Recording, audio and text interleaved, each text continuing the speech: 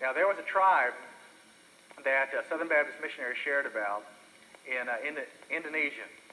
And this tribe had a unique custom, or at least the missionaries encountered something very unique about this tribe. They had not been able to reach this tribe except for flying over and dropping things down to it. And they decided they wanted to actually physically go to this village.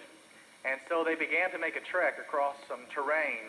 And as they got closer and closer to this tribe, they recognized that along the path, the forest had been tampered with, in the sense that the tree bark had been pulled away from the sides of the trees.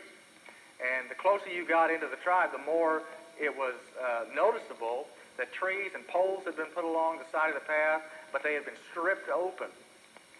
And so these missionaries finally made their way into the tribe, to the village, and eventually they asked the priest this. They said, "Why are those trees that way?" Because every one of us would have that question on our mind if we had walked through trees along the path for such a long time that had been treated that way. And this is what the chief said. He said, "We understand that we are wicked people, and that many things that we have done are wrong and shameful. And we also understand that God's not like that. He is not wicked like we are, and we cannot approach him. And we know that trees and wood, they don't do any wrong. And we've put them out there, and we don't know if it'll work or not, but we have put them out there hoping that if God approaches our village, he will look upon the trees and not, he will look upon the trees and take that somehow as a sense of our offering to him and not hold us accountable for our wickedness."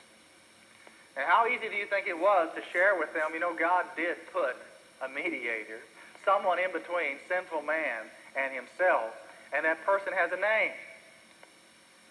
And it's not surprising that most of that village came to faith in Christ, because they understood an essential thing. Man is sinful, and God is holy. And that is something we've lost in our day, that people don't recognize the sinfulness in their life.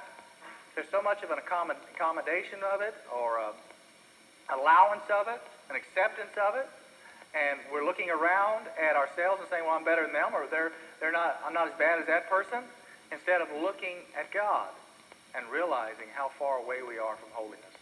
And what really defines sin is not being like Jesus Christ.